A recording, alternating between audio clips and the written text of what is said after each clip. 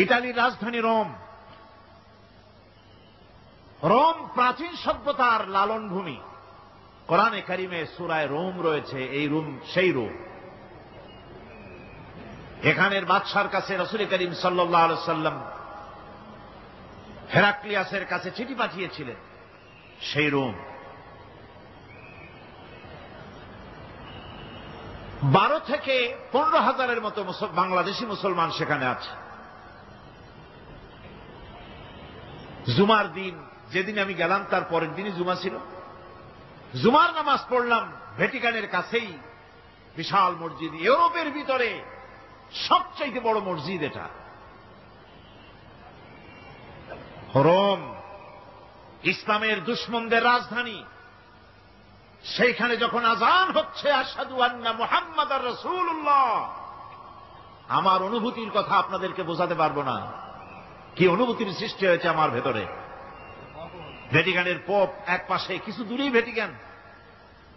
ওটা হচ্ছে গোটা পৃথিবীর সমস্ত খ্রিস্টানদের কাবা, ভ্যাটিকান।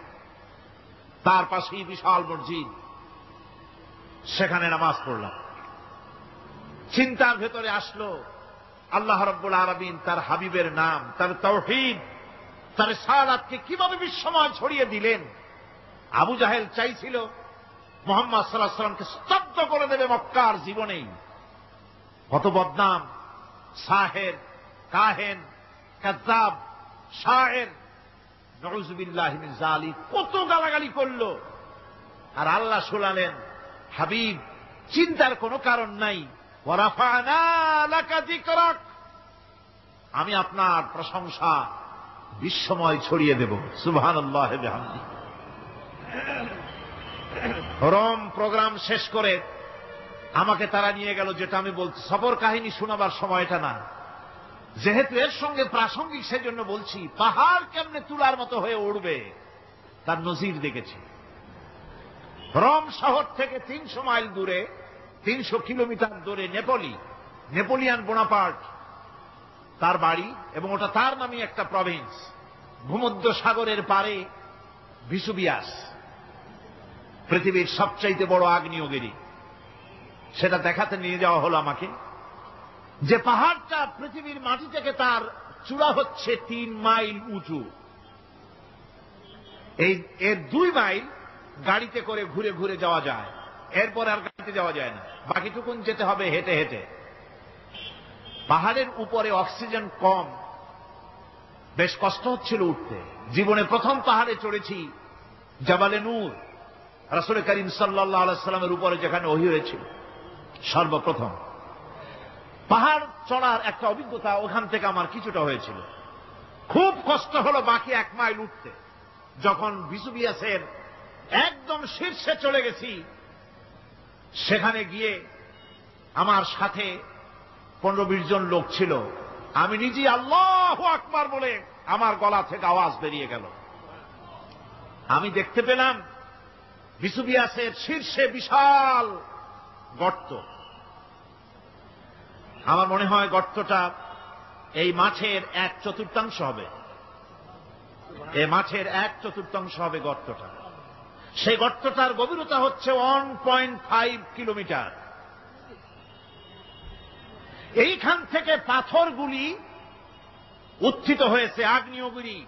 পাথর আগুনে গলে লাভা হয়ে এগুলি পাহাড় বেয়ে উপচে পড়েছে, চতুর্দিকে 12 মাইল ছড়িয়ে গিয়েছে।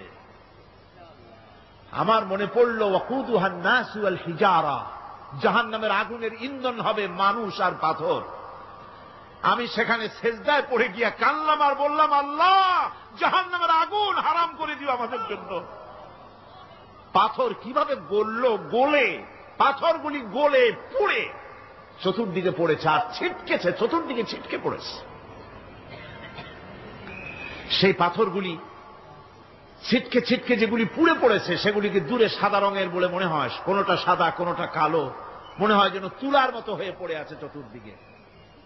1944 সনে তৃতীয়বারের মতো ভিসুভিয়াস যে অগ্নি উৎপাত করে, তাতে আশেপাশের 12 মাইল এলাকা এফেক্টেড হয়ে যায়। পাথরগুলি গলে এভাবে বিধ্বস্ত করে দিয়েছে। এখান থেকে এখানে জোহরের নামাজ, আসরের নামাজ আমরা পড়লাম, আল্লাহর কাছে খুব দোয়া করলাম। এখনো ধোঁয়া উঠতেছে, এখনো পাহাড়ের ফাটল দিয়ে ধোঁয়া উঠছে। একজন হাত দিয়ে আমাকে বলল যে খুব গরম লাগে ধোঁয়াগুলি। ওখানকার লোকেরা বলল যে ভেতরে এখনো আগুন আছে, তবে সুপ্ত, যে কোনো মুহূর্তে আবার তা জাগ্রত হতে পারে। আমরা সেখান থেকে নেমে এলাম। একটু কিছু দূর গিয়েই সেখানে হলো পম্পেই শহর। এই পম্পেই শহরটা হচ্ছে ঈসা আলাইহিস সালামের জন্মের 2000 বছর আগে এই শহর তৈরি হয়। ঈসা আলাইহিস সালামের জন্মের 179 বছর পর ভূমিকম্প হয়। সেই ভূমিকম্পে গোটা পম্পেই শহরটা পৃথিবীর মানুষের চোখের আড়াল হয়ে যায়, ধ্বংস হয়ে যায়, মাটির তলায় লালাট হয়ে যায়। আজ থেকে 200 বছর আগে মাটি খনন করতে গিয়ে এই শহর আবিষ্কৃত হয়। পুরা শহরটা খুঁড়ে তারা বের করেছে। 180 হেক্টর জমিনের উপরে এই বিশাল শহর। ঘুরে ঘুরে দেখলাম, গাড়ি চলে না সেখানে, পায়ে হেঁটে দেখতে হলো। প্রশস্ত রাস্তা।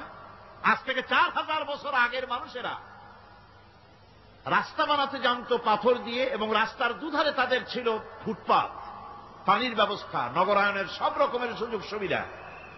তারপরে সেখানে বিচারালয়, এরপরে দোকানপাট, বাজারঘাট, সবকিছুর ব্যবস্থা রয়েছে। বিশাল বিশাল পাথরগুলি দিয়ে পিলার তৈরি করা। ভাবলাম এই পিলারগুলি, এই পাথরগুলি তারা কিভাবে